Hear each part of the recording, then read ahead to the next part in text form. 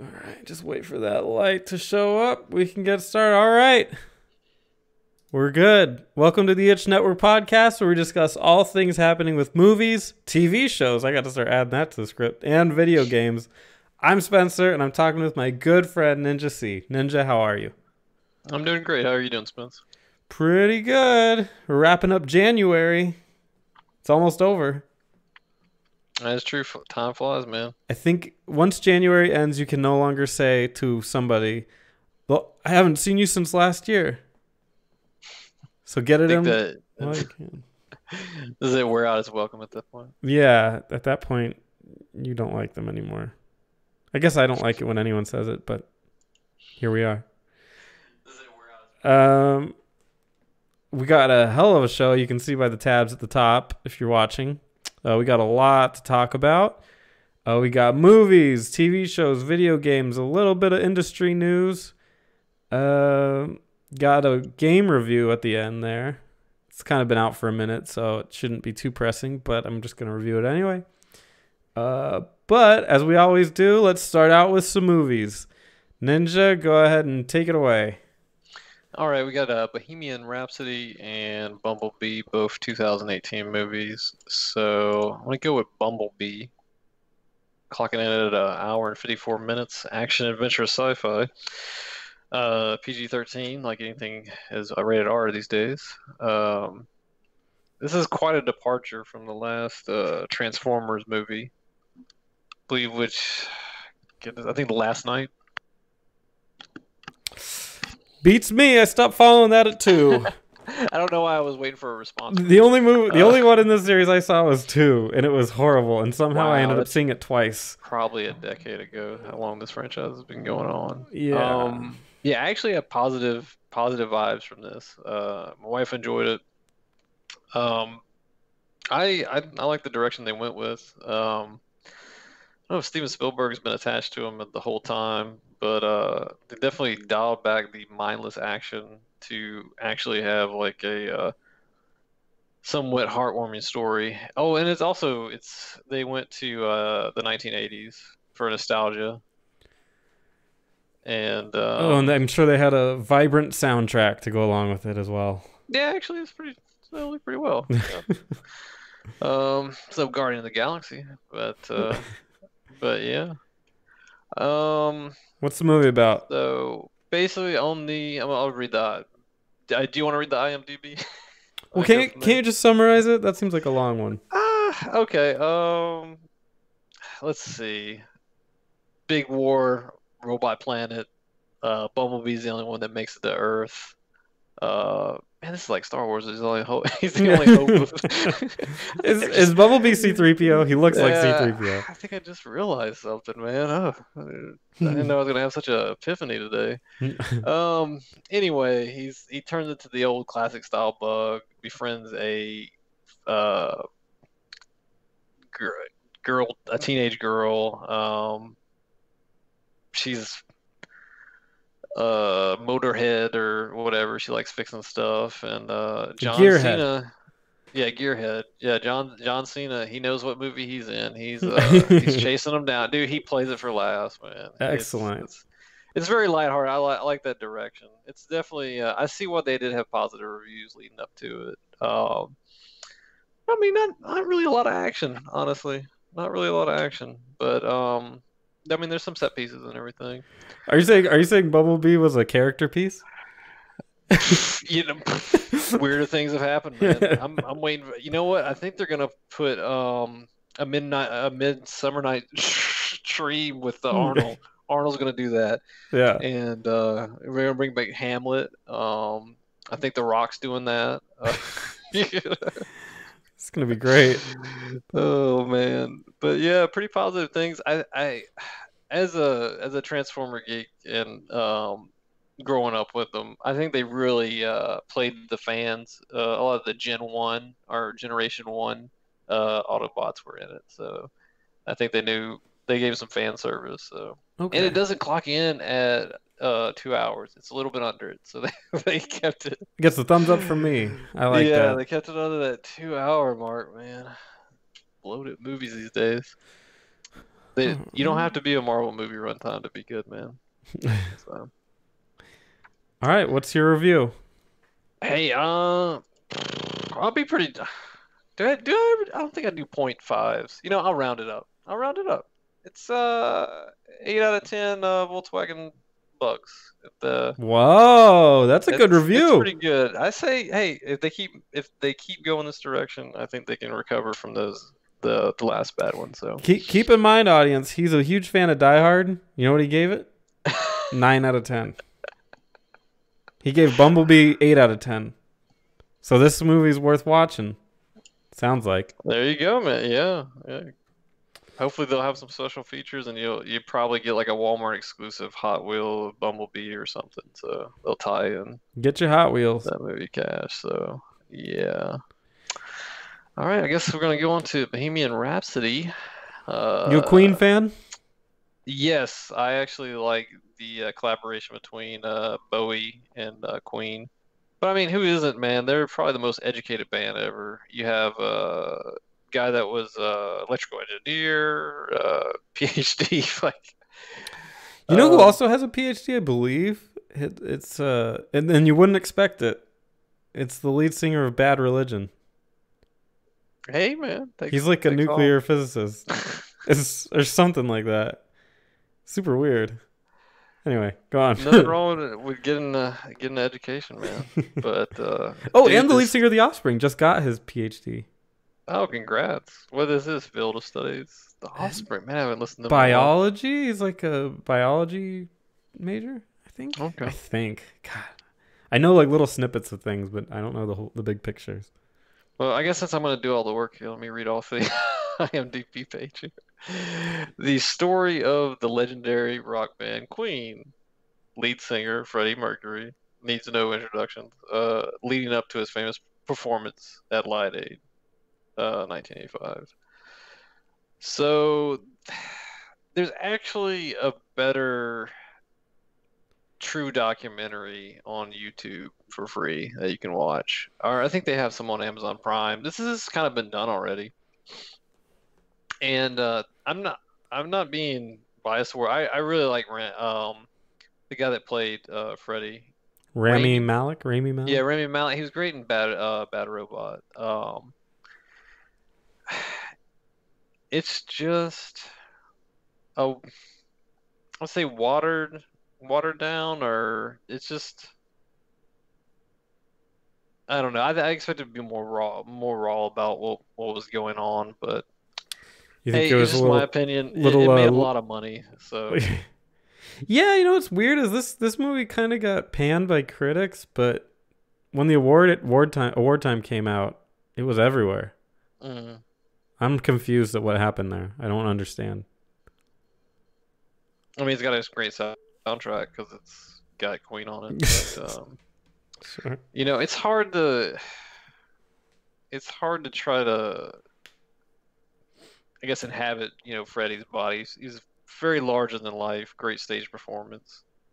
I like to just watch the live. You just go watch the Live Aid concert that he did on YouTube, man. It's amazing. Wasn't it not as packed as the movie presented it as? Well, the movie probably visually upped it up a little bit, but Yeah, that's what I heard. yeah, they even crank it. They even show that they kind of crank up the volume a little bit more, which I did. The other documentary actually does. The realistic documentary. Well, I told a friend, I had said, I really liked it through the eyes of not just like somebody playing him, but the eyes of the people that knew Freddie. So it was better knowing Freddie through their conversations. Yeah, that makes sense. Yeah, I was So never a big Queen fan. I only know I think like 3 or 4 songs from them. no, I mean Wayne's World's known for that Bohemian Rhapsody scene. Hmm. And then what is it? Mighty Ducks, We Will Rock You. Um, Yeah, We Will Rock You. There's a yeah, there you Killer Queen, which I know that one from Guitar Hero. go. And I think they did a song about a bicycle at one point. Okay. That's it. That's all Spencer knows about Queen. He likes it. I like the songs. I just never got into that band. Yeah, they the whole thing with Bohemian Rhapsody being like around 6 minutes was ridiculous. It was double the runtime, and they got a lot of flack for making such a long song. Yeah. Um, I mean, I guess as revolutionary as the cowbell song, but uh, but yeah, I don't know. I wouldn't run out to go see it, but What's the I give it review? I give it 6 out of 10. Mics Overbites. Overbites. overbites. Right? Yeah, he did wear a prosthetic to do the overbite. But the thing is too, he's kind of short. Freddie was a really tall guy because I think he's like up against Bowie in the Live Aid, and Bowie's kind of tall. Hmm. I don't know. I think he did his best and stuff to do it, but go if people want the link to the actual one on YouTube or Prime and stuff, just comment below and I'll get it to you. Yeah. All right. We got a TV show up next. And hopefully it wasn't a punishing experience to sit through. Wah, wah, wah. That's what I'm here Well, for. I mean, enjoy it while they have it now. You know how Netflix is getting rid of not Netflix getting rid of, but Disney's grabbing up all the intellectual property Yep. for all these Marvel IPs, right? Yeah. So we got Punisher season 2. Um, What's the they have the Punisher about? I've never read or seen anything about the Punisher. he likes to punish people. He's a vigilante. He's a vigilante that was in the Marine Corps. Family tragically murdered. Revenge. Kill guys. Yeah, Okay. it's a pretty popular comic book, man. I feel like I'm talking to somebody on the moon, man. The Punisher. I've always The heard of Punisher. it. It's always been a cursory comic book. Yeah, I But mean, dude, let's see, they made the one with Jane. They made three. They made two of them because they made Warzone and then the one with no, they made three because Dolph Lundgren did the first one, and then Jane, what's his name, and then they did Warzone, which is like over the top. But and this one's got that John Bernthal in it. He was in Walking Dead. yeah, he's known as in Walking Dead. Yeah, and if you watch Daredevil, they introduce the Punisher a little bit in that too. So spoiler alert, go watch Daredevil first before it gets taken off there too. So I don't know how much more of these Marvel shows are going to be on Netflix. So Sounds like this is it. Disney's thing is rolling out what? Later this year? yeah, I think we touched that subject a few Yeah. podcasts ago. So yeah, I think Berthal does a good job of inhabiting the Punisher. Um, he's got that kind of jarhead look, I guess. But I mean, he has no superpowers, man. He just His he's superpower really is good to punish. to punish. There you go. So What's his yeah, I mean, kryptonite? if you like Spa Daredevil, the days? other one's pretty well. I mean, all these are pretty well. The only ones I really didn't like was Iron Fist and Jessica Jones. Those are probably the weaker ones for me. So, All right, what's your review? um, I'm gonna give it 7 out of 10. Fully loaded Bretas. Wow. All right. I think it's a good time. So I think it picks up really well, but it keeps the momentum going. So Okay. Well, I have a TV show to review, and I will fully admit I have only seen the first half. So if that changes, take that with a grain of salt. It's on Netflix. Apparently, people are talking about it a lot. It's called You, Y-O-U. Like when somebody points at somebody and they say you, that's how you would pronounce it. It is about this bookstore manager who works in a college town and has a chance run-in with an attractive blonde girl and becomes obsessed with her and stalks her. And that becomes his kind of relationship, is him stalking her. and it's got some, you know, some violence in it. It's got some mystery. It's got some intrigue. You're always wondering what's going on, what they're doing next, et cetera, et cetera, et cetera. I think it's got 10 episodes. I've seen 5. Oh boy, and it was a slog. Let me tell you what.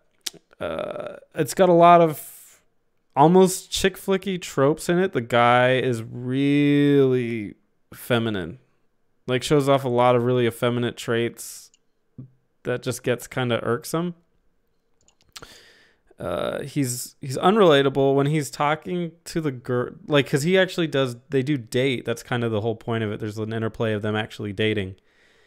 And he is, like, unbearably lame. Just like the lamest dude I've ever seen in anything.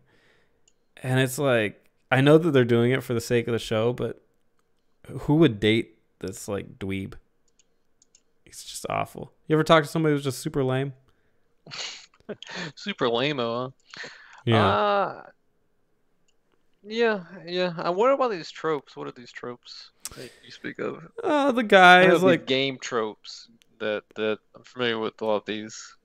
the These guy. tropes, The not guy series. just the guy just pines after the girl. He's obsessed with reading, and so he's like telling her about all these books. They talk about books because books are cool and like the hipster thing. She is very cool. When she talks with the girls, they use like lines with little bits of slang in it, but not enough that it's like a human being would use it. It's clearly written by people that seem very out of touch, and it's awkward dialogue. I really just hated it. The main lady is questionable. She's not very. She doesn't come off as very bright. She doesn't come off as very likable. There's a lot of kind of modern day like male hating, which is kind of awful. Where it's like, oh, there's a man, and she has a teacher that wants to date her, and of course, you know what's gonna happen there. It's super predictable. He tries to make some moves on her, doesn't work, etc. She's too strong for that. She tells the world, etc., etc. It's very tropey, especially. It doesn't sound like it breaks new ground. Sounds pretty. Nope. In today's pretty climate, cookie cutter. Yeah. Yeah, it's kind of what, like, if you go into it, you're just like, oh, I bet it's written right now in this current climate. It's probably about this, and you would be 100% correct. Okay. I give it 2 out of 10 Wizard of Oz books. Have to see why they say that, or just don't see why they say it, because I don't think it's very good, and I don't think it's worth watching. But I'll probably end up finishing it because I am with my girlfriend watching it. Okay. Although I will say she doesn't like it that much either, I don't think. Well, at least you'll have that degree on. Another thing I was dragged to see with my girlfriend was Mary Poppins. Now, I offered to take her, so it's not like I was forced into it. But Mary Poppins Returns came out this year. It's 2 hours and 10 minutes.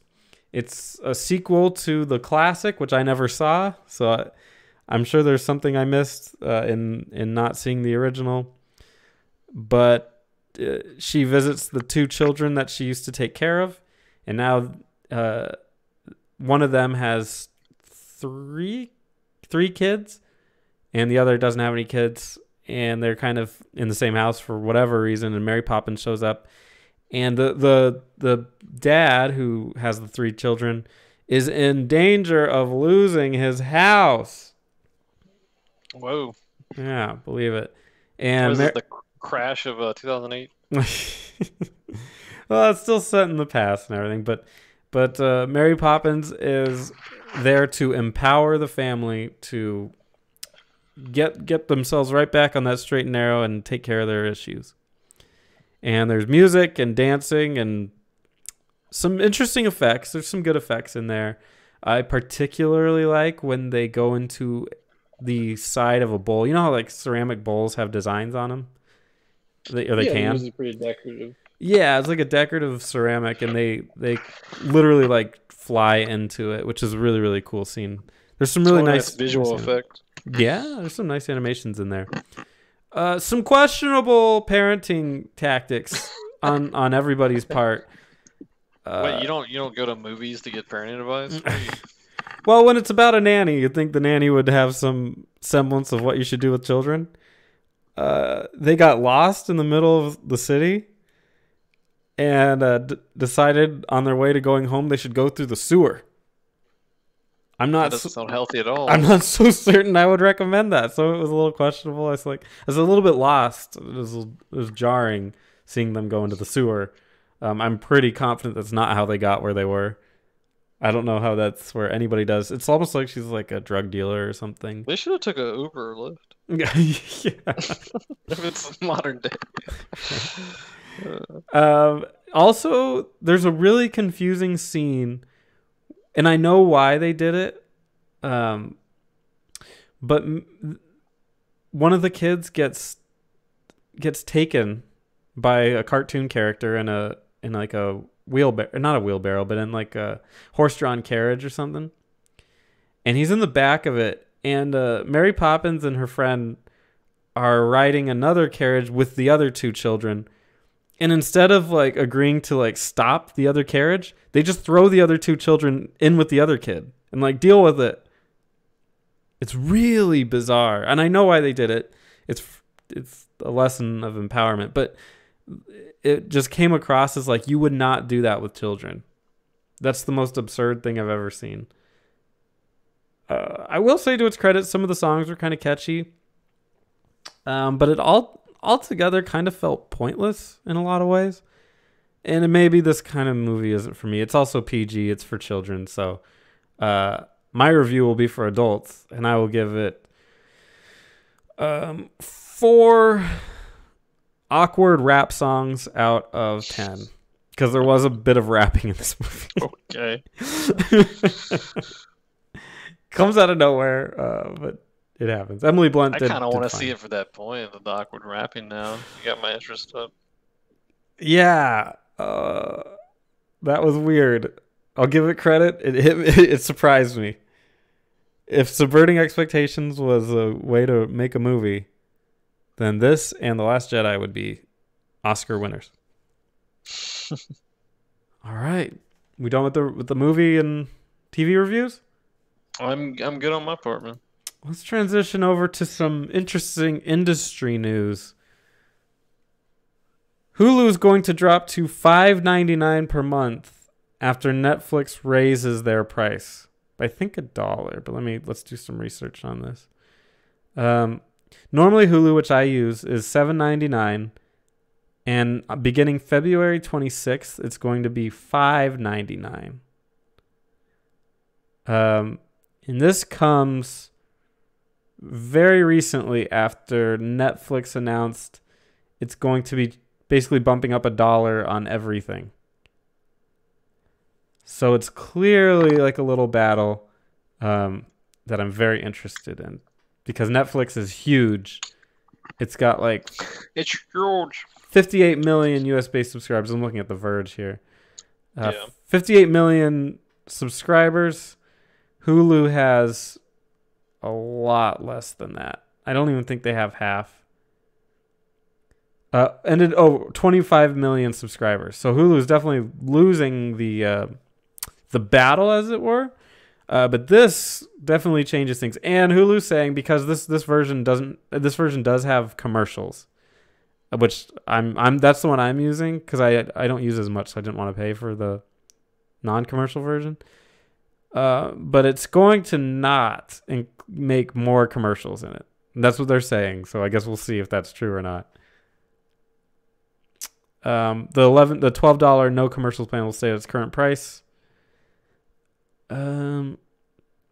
It is increasing its live service, which will jump to $44.99 instead of the current $39.99. So it's $10 more, it looks like, per month. It doesn't say on this. Well, it probably does, but man, have you used Hulu before? Yeah, we actually got the special like $1 deal. Oh wow, hook me up with that. Yeah, it was like a Black Friday deal. It was like $1 and some change, but it's only good for 12 months. Dang, you're killing it. I want that. I'm paying my $7.99 and now soon to be $5.99 like a sucker. Yeah, it's really cool to watch all those TV shows on it. Yeah, Um, they had almost all the James Bonds, from Sean Connery to Daniel Craig at really, one time. that's kind of surprising. They're not a huge No, they're movie fan. not. They seem to be more TV show oriented. Yeah. I don't know if this is really going to cut into Netflix's business. Uh, Netflix is still super cheap considering how much I use it. So I don't I don't see it as a huge threat. Although I mean I could see some people saying, "Well, I have Hulu for so much less. Maybe I don't need Netflix." But considering if you add them all together, there's still so much less than cable. I still don't see one side as winning. I mean, this could be good for Hulu in that they just get more subscribers. They don't need to beat Netflix. They just need to do well. Um, Yeah, they can exist in a world of Netflix, but I think the thing you're saying about how many more Netflix has been around a lot longer than Hulu, correct? I mean, they had the DVD only service, and then they transitioned to almost all streaming.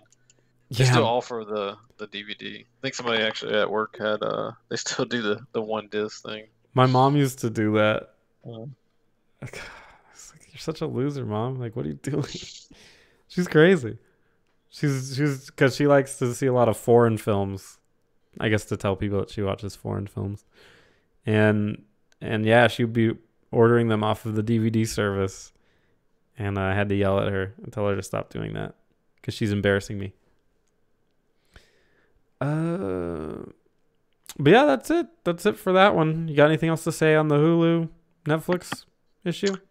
no, I'm just wondering if the prices increase because of all this Netflix original content. Do they need the money, the capital to keep funding all this stuff?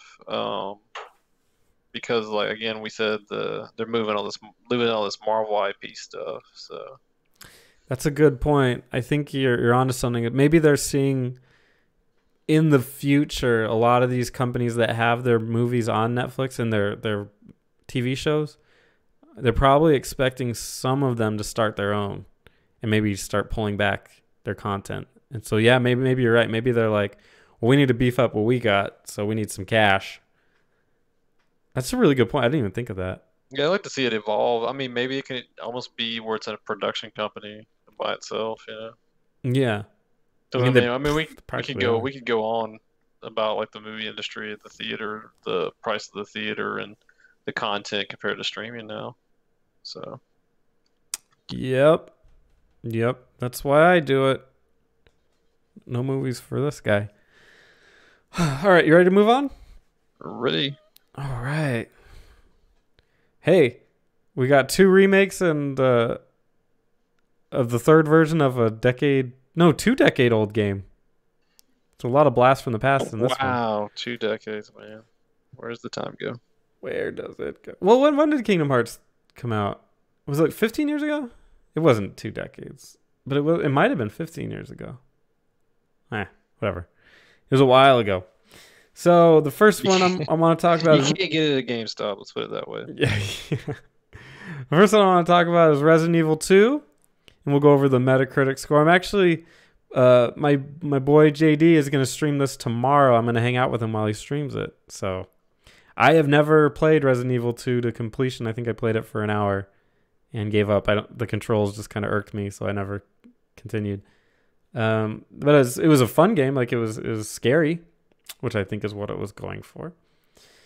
You have Leon Kennedy and Claire Redfield.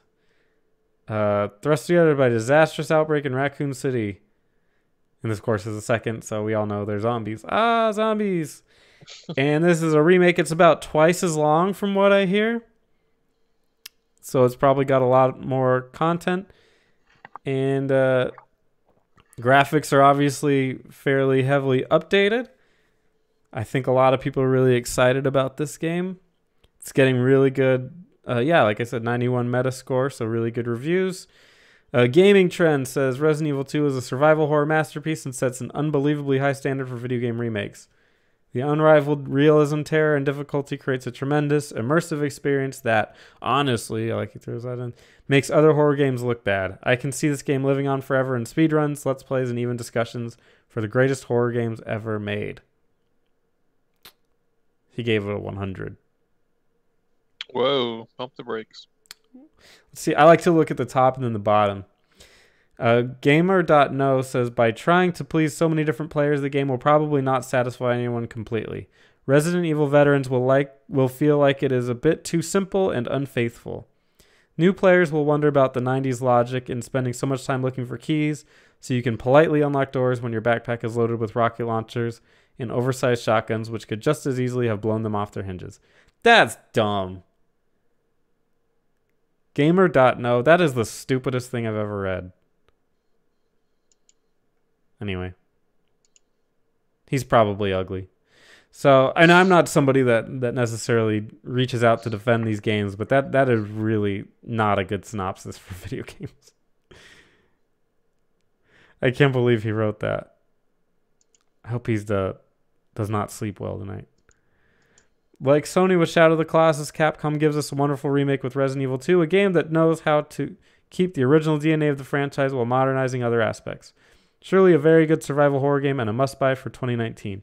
You played this one, right? Which one is that? This is Resident Evil 2. Oh, the original? Yeah. Yeah, I love that one. It's PS1, right? Or is it PS? No, it's PS1, right? PS1 God, and Nintendo 64. No, I did not. I did talks about not it. play that on N64, but that's kind of one of my. Besides, I had Nemesis also. I like the second one. The second one was a huge leap. I really didn't like the first one that much. What made the second one so much better than the first? The graphics, you weren't stuck in a mansion. It was the other one. The first one was a little claustrophobic, man. You're like, yeah, you're exploring a lot more in the second one. Did they fix the voices? They're better. I mean, they're never like. No, from I mean, they're one not getting Morgan Freeman to. from 1 to 2. Did it get better? Yeah, am I doing an eye exam? Is it better or worse? Is it better? Yeah, it's better. I'd say. I like Okay. Nemesis too, man. I like Resident Evil, man. Yeah, it's weird controls. Yeah, it's the whatever The tank controls. tank. Yeah, thank you. The tank controls and stuff. But that's like you could say that's the thing that they do. That's what they're known for. But Nemesis is amazing because like he knocks through walls and chases you down. I thought that was a cool mechanic. Yeah, Nemesis was a scary concept. I never played these games. Hmm. I didn't have a PlayStation for much of the PlayStation era, and when I did have it, I don't have any interest in horror games. I don't. I had it almost immediately because I had Metal Gear Solid, Castlevania Symphony of the Nights. I loved the PlayStation, dude. Yeah. Yeah. But I'll be seeing the whole game tomorrow, so I'll definitely know what it's about then. I'm excited for that. Catch JD's stream. Your boy JD on Twitch, I believe is what he's gonna do. So make sure you catch that. All right, next up, another huge game that's coming out. That's coming out tomorrow, by the way. Another huge game that's coming out tomorrow, which I am going to pick up, surprisingly, is Kingdom Hearts 3. Kingdom Hearts originally came out around 2004. We're talking about. I don't know the exact date, but it's around there, 2004, 2005, on the PlayStation 2. Its sequel was also on the PlayStation 2. It's had a million spin-off games that all look terrible, but apparently they're okay. I tried to play Kingdom Hearts 1, and I hated it. I got to the part where you're in The Little Mermaid, and I just kind of said, what am I doing with my life? And I stopped playing it and played other games. But apparently it's still got a rabid fan base that's all like 15 years older. That was apparently They all still have looking mortgages now. Yeah. They're apparently still looking for Kingdom Hearts 3. The defining moment of playing Kingdom Hearts for me is turning it on and watching a horrifying anime J-pop, K-pop, whatever, J-pop, whatever, intro that is the gayest thing I've ever seen in my life. And I'm like, I cannot believe I'm playing this. This is the worst thing because I hate anime and it's super anime. Yeah, I think you made that pretty obvious to podcast. Previous Whew. podcast.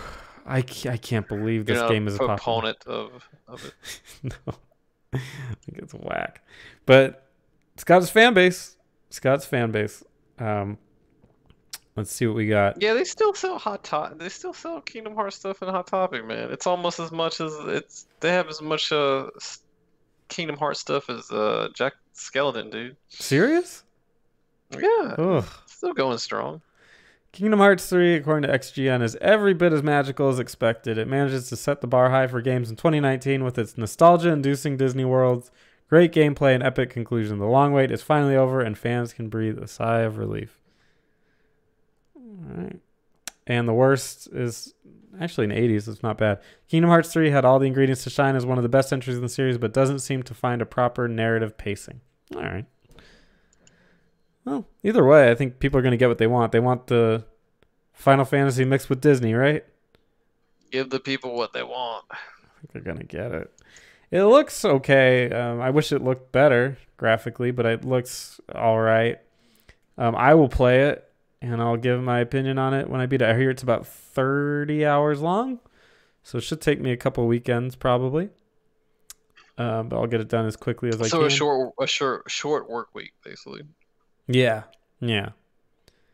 So I'm pretty. Well, I guess I'm excited to play it. Hopefully, I can beat it by December 4th, which is when Etrian Odyssey Nexus comes out, and that will be my life for like 80 hours. So I gotta rush. To beat that one. All right, you ready for my review? Yeah. All right, see if you can say this one. Shin Megami Tensei Strange Journey Redux. It's the game I played. It came out a couple months ago. It's a remake of a Nintendo DS game, Shin Megami Tensei Strange Journey, obviously in the SMT series, which has been going on since the NES in Japan. It's like Pokemon, but with demons. Yeah, it's crazy. Wow, it's been doing that for forever. That's quite a selling tag there. Yeah, it's super weird. It's been like this for the longest time. It's been on every console. It's been on the Super Nintendo, the PlayStation. The PlayStation 2 was where I got into the series. On the DS, 3DS. It's even on the PS. It's supposed to be on the PS. Well, it's on the PS4 for sure. You ever heard of a game series called Persona? Yes, I have. Yes. Yeah, Persona is from this series. It's like the lighter life sim version of this. These games are known for being very difficult, which I can totally vouch for.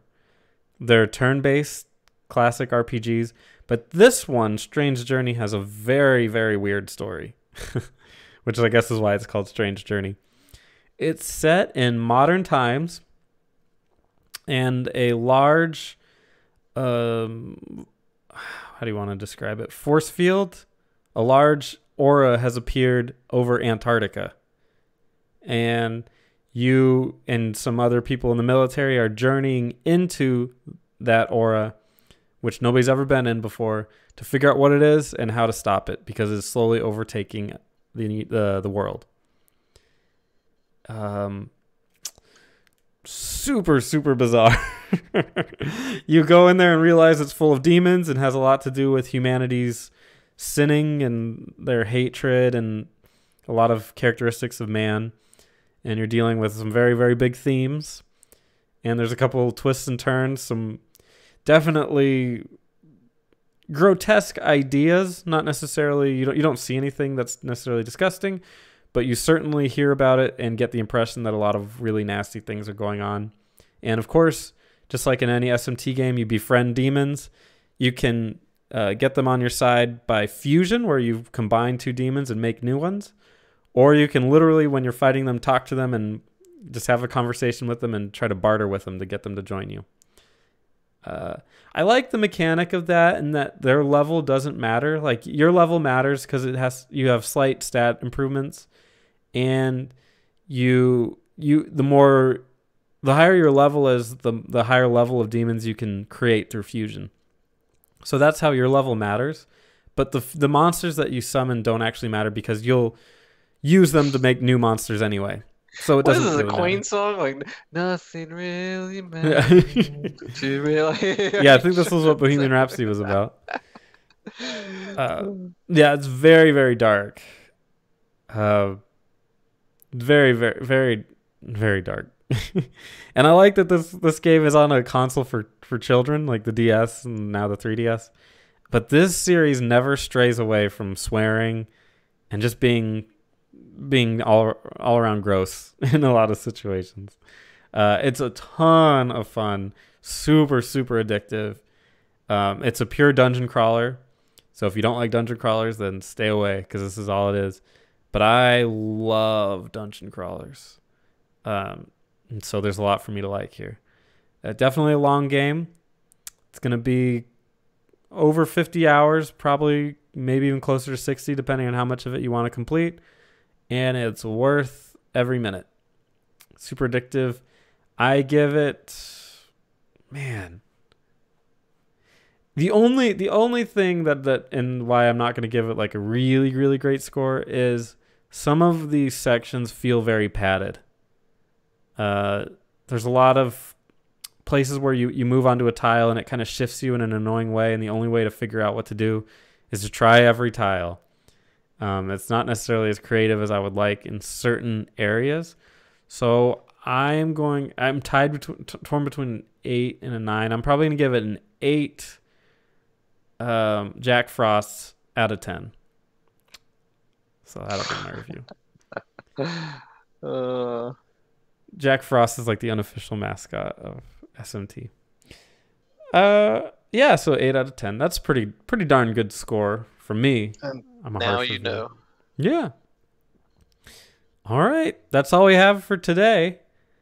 You got anything else, Ninja? Yeah, I just want to add in that I put 2 links to 2 documentaries about Queen that are free on YouTube. And you think they're better go ahead and than enjoy that. they're better than Bohemian Rhapsody? Well, they're free. So yeah, the price of admission. The one I think the BBC one's really good too. I mean, they're British, right? They're Australian. You nailed it. And then, yeah, I meant to segue the PS1s being what was it? I sent you that picture earlier. They were $70. People still weren't buying them $60. when they were at 90. Were they down to $60? Wasn't Wow. it? Wasn't it $59.99? I think so. Yeah, they were just getting cheap. I think they were getting cheaper by the minute. They literally try to throw one at me. Take it. Yeah, that happened like a month ago or 3 weeks ago or something. Yeah. Yeah, nobody bought that hunk of shit. That was the Okay. PS1 Classic, and it almost immediately dropped from $100 to $60, which Yeah, 'cause is I know we yeah. had touched upon that. They're trying to bring these podcasts full circle. That maybe it was the game selection because I was a little disappointed in some of the games. If I would have made it, if I would have loaded the games up, I would have made some different decisions. So.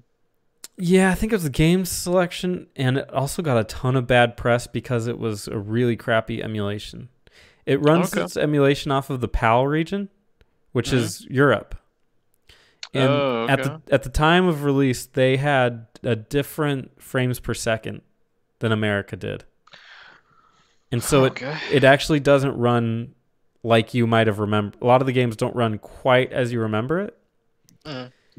And also it's a freeware emulator that they stole and just stuffed into it.